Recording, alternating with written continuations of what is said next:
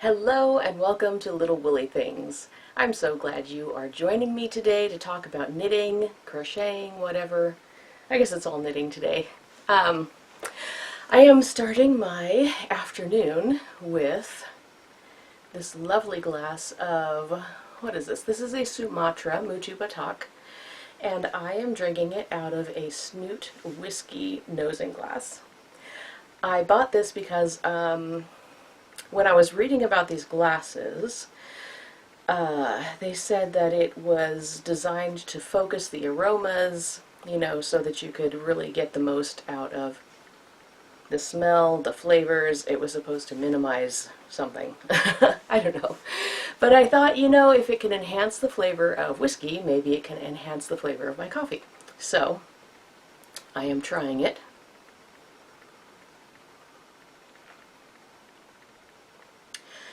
I think it does intensify some flavors, and I think that the glass does give a much cleaner taste, so you're not picking up any extra flavor from like a stainless steel or a ceramic. So you may have noticed this is a double-walled insulated glass. It's designed with a little hole in the bottom with a silicone stopper, so that as the temperature changes, relative, the coffee temperature relative to the outside temperature, it gives the glass room to expand and contract, and so you should not break your glass. I think these are kind of cool. They're a little bit on the expensive side, but I think I am going to really enjoy what this does for my coffee. I have not tried this yet with a serious coffee cupping, but I'm really looking forward to doing that. So, are you ready to talk about knitting? I have a confession to make. This is the third time I have recorded this podcast, this particular episode of this podcast. This is episode 33, I believe. It is episode 33. For various reasons, I had to throw out all the footage that I took earlier. And we're just gonna go with this, good or bad, like it or not. This is me. So we are not outdoors, so we're not dealing with outdoor noises. And I have improved some of my lighting, and hopefully this will come out much nicer than the last attempt. I have been knitting socks for my family lately. And I just recently finished a pair of socks for my husband. Here they are. Well, here's sock number 1. Sock number 2. They really are finished. He's actually worn them and they've been washed, and he is pretty pleased with them. I did a short row heel on this. It is a toe-up sock. Toe-up sock with a short row heel, and then on the cuff I used a 1x1 twisted rib, twisted on the knits and the purls, so it's completely reversible there. And I decided to go with the twisted rib because I thought that this would make a firmer fabric that would stay up without slouching as easily, and it is long enough to go to the top of his boots and stick out a little bit. So that was exactly what he wanted, and he and I are both pretty pleased with that pair. I also made a pair of these in a much smaller size for my 9-year-old son in the same yarn. That is Knit Picks Felici, and it has something to do with a log cabin or something. I'll try and remember to put the name of the colorway right here. So the next project that I started after I finished those was a pair of socks for my daughter Joy. And these are shorties because I only have one skein of this one. This is also Knit Picks Felici in the Goth Kitty colorway. And I just did a little bit of, what do you call that when you reach down a few rows below and pick up a stitch through the fabric? I can't remember what that's called. Anyway, I just did that at the beginning of each color change, centered on the front of the sock, and then I did another 1x1. Here we go, 1x1 twisted rib there. It's not long enough to cuff. But that should be a nice shorty sock that won't slouch. And again, it's a toe-up sock with a short row heel, because that is my go-to vanilla sock design. And sock number 2 is that far done. So I've gotten a little bit of a decent start on sock number 2. I should have it finished fairly quickly. That's the beauty of using a worsted weight yarn and making shorty socks. It doesn't take very long. I have my Northeasterly Blanket, which I will probably be working on until the day I die. Any of you out there who are making the Northeasterly Blanket in fingering weight yarn know how this, you all can feel my pain here. I will show it to you, just in case there is someone watching who has not watched the podcast before. And if you are, I hope you're enjoying it. This is my Northeasterly. I have 1, 2, 3, 4, 5, 6, 7 columns. I think have I started column 7 or column 8? Which end am I working on? Okay, I have 7 columns finished, and I have started column 8 right here. So this is long enough for my queen size bed, and about, it might be almost 1/3 of the width.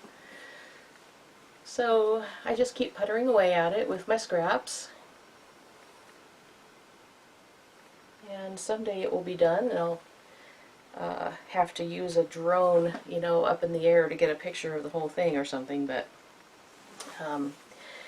this is my forever project. It is too large now for me to carry around with me when I'm out and about. So that's probably the biggest reason why I haven't made much progress on it, just because it doesn't travel with me anymore. But it's a good one to pull out when we're just watching a movie or something. Okay, I feel like I have been actually working on a lot of things lately, and I talked about all of them in the other 2 versions of this podcast. I finished my tights. I took them with me on vacation and got them nearly done while we were in the cabin up in the snow. But they're finished now, so just saying. My leggings are based loosely on Elizabeth Zimmerman's leggings pattern in the Opinionated Knitter, or they're tights. The first pair I made were leggings. This pair I decided to put feet on and to make all-out tights. I decided to experiment with the heel and just like increase some stitches on the sides where the heel would be, and let the stitches kind of stretch out and form fit around the heel naturally. And I gotta say, that was not the best idea I ever had.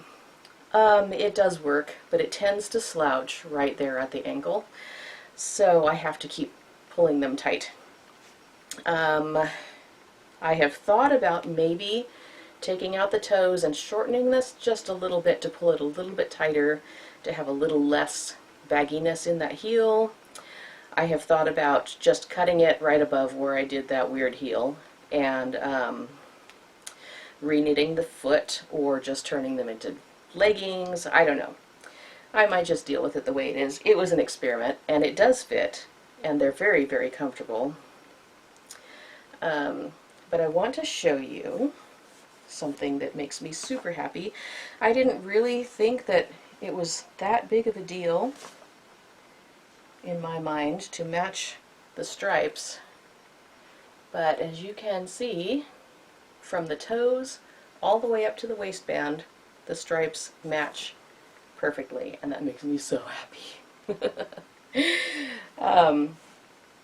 The cool thing about this recipe, it's not exactly a pattern, is that the calves are shaped right here, and then the inner thighs are also shaped, and there are short rows to shape the backside. And so they're actually shaped like a human being, and you can shape them specifically to your own body shape, which is super fabulous. And when I made my first pair of leggings, I just fell so in love with them. I just was really excited to do that again and put the feet on the bottom and turn it into tights. They're just, if I could live in these every single day of my life, I would. They are wonderful. So, if you have a chance to work up Elizabeth Zimmerman's leggings pattern, it works very well. It's really wonderful. So, to go with my tights, I decided that I needed to knit myself a top in a coordinating color. And I happened to have in my stash a few skeins of this color, which is Woolike by Loops and Threads. I believe I got this at Michael's. And I am making myself another Tegna. So this is how far I've gotten. I'm on row, let me see my pattern. I'm on row 11 of the lace around the bottom. And I have knitted this once before. This top, this that I'm wearing right now, is also the Tegna. So I feel like it's not stressing me out at all. I've already worked this before. I know it is a beautiful pattern and it's very comfortable. I really love it. When I knitted this one, I remember finishing it and thinking, oh my gosh, this is so comfortable. I want to make one in every color. And then I didn't. So this is only Tegna number 2, but I feel like if I really like the drape of this yarn, I might go ahead and knit a few more of them using this yarn, because it's much less expensive than buying, you know, indie dyed yarns that make beautiful, beautiful projects that are so comfortable and so nice to wear, but I can't afford to knit everything in those. So, Loops and Threads to the rescue. So while I was ordering yarn for the socks that I made for my husband and my son, and the ones that I'm working on for Joy, I also ordered, this colorway, which is called Chelsea. I have 2 skeins of that because I thought that I might make a pair for Elena and a pair for myself. Beyond the Wall. It's another fun colorway by Knit Picks. Felici yarns are nice and soft and comfy, and I really do like the color combinations that they come in. So I've got a few more skeins, a few more pairs of socks in my future to get done, along with my Tegna sweater, which I'm really looking forward to wearing with my tights. Okay, and since we're talking about acquisitions, I won a giveaway prize from Stockinette Zombies, and Megan, who is Just Run Knit on Instagram, sent me this prize, which is this beautiful bag. It has squirrels on it and chevrons on the inside. She also included this gorgeous skein of Queen City yarn, which is in their Noda sock base, 75% superwash merino, 25% nylon, and it is in the colorway Slumber Party. Really, really gorgeous. I love blues and purples and teals, and the speckles in here just really, really make me smile. I'm not sure what I'm going to make with this yet, but it's going to be stunning, whatever it is. She also included a nice little note in the bag, and a couple samples of Lolo Bar. Lolo Love, it says. Honeydew Almond and Bamboo Element, and these are both really nice scents. Honeydew Almond, I really smell the almond in this quite a lot. It smells sweet, it's not overpowering, it's a really nice scent. And then Bamboo Element has more of a clean, outdoor, grassy, soapy kind of smell. So anyway, these are definitely going to live in my knitting bag because there is nothing better than a little lotion to refresh your hands. I'm going to use some right now. After you have been knitting or crafting for a while.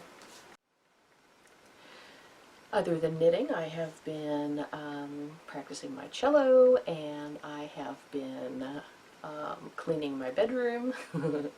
I made the mistake of opening my curtains yesterday, which showed off all of the stuff that needed to be cleaned and organized, and it just drew me into this cleaning frenzy. I don't know about you, but I get into these, like, just get rid of everything and clean everything and get things organized kind of moods. And I have to take advantage of that because it doesn't happen very often. I am not the best housekeeper. I'd much rather sit and drink coffee and knit than anything.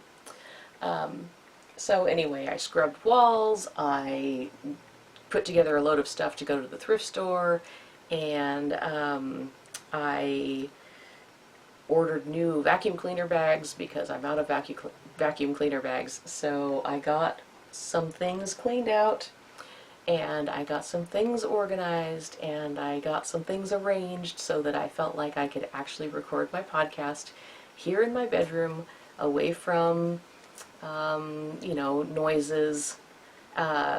There's traffic noise outside, we have chickens and ducks and dogs, and so podcasting out on the deck in the sunshine is really fun, but it doesn't give you guys very good sound quality.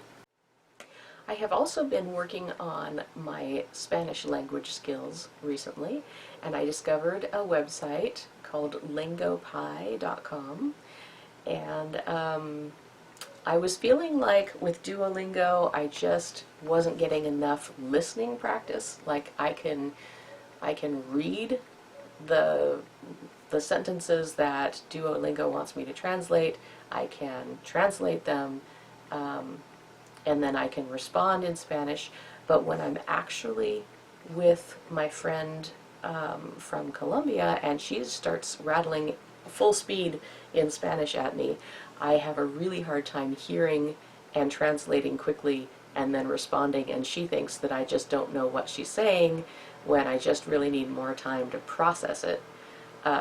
So anyway, I found Lingopie, and Lingopie is Spanish language television programs and movies that you can watch, and you can actually adjust the speed. So you can, when you start watching a show, the default is full speed, like boom, just keep up if you can. But you can tap the settings and you can go to beginner speed, intermediate speed, advanced speed, or full speed, which is really nice. I listen on the beginner speed and I'm getting better. It also has Spanish subtitles and English subtitles, and you can turn them off individually of one another, which is really cool. And also, if you tap on the screen, this is a mobile app, it works on my phone, so if I tap on the screen and pause it right where there's a word that I want to look up or something, it will show me the word, the definition of that word, and it automatically puts it into a like a flashcard that I can review later, and so I have a list of all the words that I have paused on and looked up. And then you can go card by card, either backwards or forwards, and get to the one that you actually wanted to look up and tap it and get the definition. So that's really cool. And this is not in any way sponsored by Lingopie. I just really thought it was a great resource if you are looking into getting a little more practice with Spanish or French. I think they also have German. It's a really great resource, and you might want to check it out. So there's my recommendation for language study. My kids also have a new YouTube channel that they have just started called Life with Joy. Amanda from Little Bitty Delights is now selling aromatherapy Play-Dohs, and my kids reviewed her product, and they really enjoyed playing with it, and so you can check that out. They also just posted another video of our vacation. It's just the kids having fun with the video camera, learning some editing skills. But if you wanted to drop by and give them another view and maybe a thumbs up, you know, they would really appreciate it. So I think that's about all I have to talk about. I'm pretty sure there were other things I wanted to say that are just escaping me right now, but the life of a busy mom, I have to run out the door and get some things done, and if I don't go soon, I'm going to be late, and I don't want to do that. So I do need to sign off. Thank you so much for spending your time with me. I know that my time is scarce, and so it has great value, and I appreciate you spending your valuable time with me here on YouTube. I hope that you're making great progress with your projects, that you are feeling positive about life, and if not, let me know, and you know, I'm here to talk if you need someone to talk to. So thank you for joining me. Have a wonderful day, and I will see you next time. Bye!